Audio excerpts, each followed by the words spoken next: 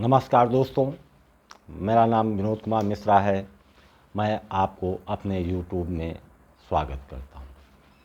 आज का विषय है, क्या हम गुलामी की ओर बढ़ रहे हैं? प्रश्न उठता है कि गुलामी है क्या? जब हम ब्रिटिश हुकूमत में गुलाम थे तो क्या वो वास्तविक गुलामी थी?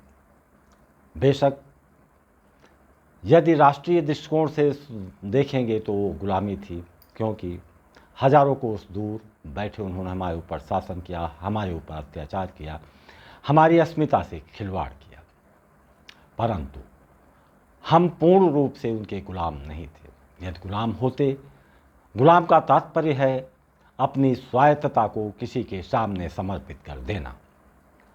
ब्रिटिश काल में यहाँ का आम नागरिक अपनी स्वायत्तता को कभी समर्पित नहीं किया।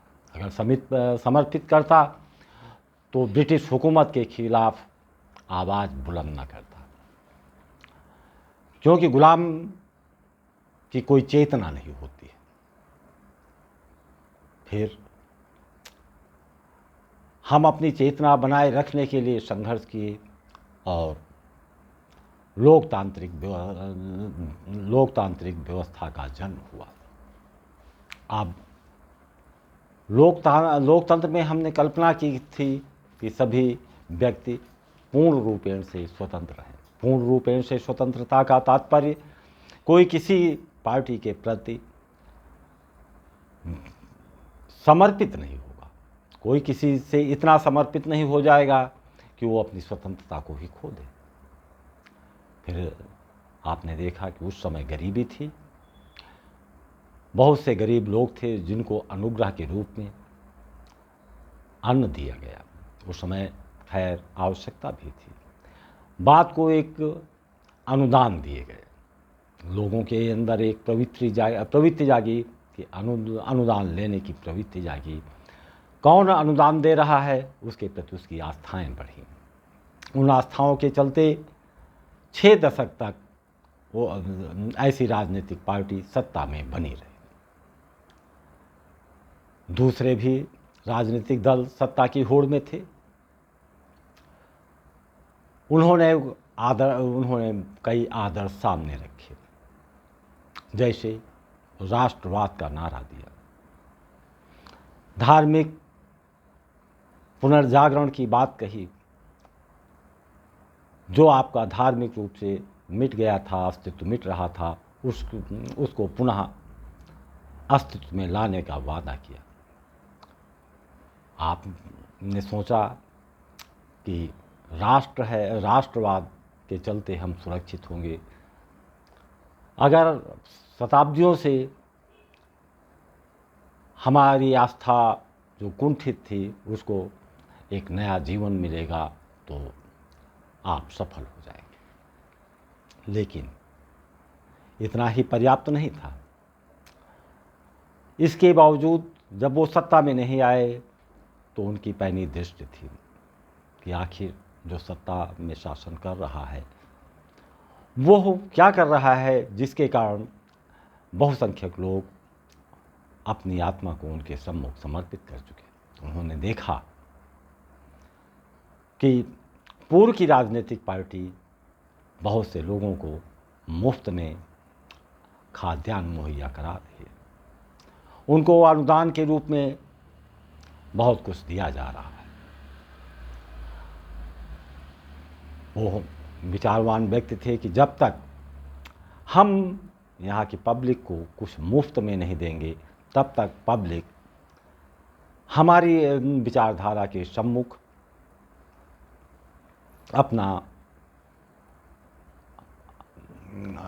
अपनी स्वतंत्रता नहीं खोएगी, अपनी स्वायत्तता समाप्त नहीं करेगी। परिणाम सामने आया, मुफ्त के राशन दिए गए, बड़े बड़े लुभावने वाक्य दिए गए। यहाँ पर एक चीज़ मैं कहना चाहूँगा। रूस के एक मनोवैज्ञानिक थे पावलाक, उन्होंने एक कुत्ते पर प्रयोग किया। कुत्ते को एक रोटी देते थे और जब कुत्ता उनके पास रोटी आती थी तो लार टपकने लगता था। जैसे ही लार टपकने लगता था वो घंटी बजाने लगते थे। 15 दिन तक उनका प्रयोग था। 16वें दिन वो गए, रोटी लेकर के नहीं गए, केवल घंटी बजाई और कुत्ते की लार आ गई। यानी जब हम किसी चीज़ को लेते हैं तो हमारे अंदर वो प्रवृत्ति जाग जाती है कि उसके बिना हम नहीं रह सकते हैं।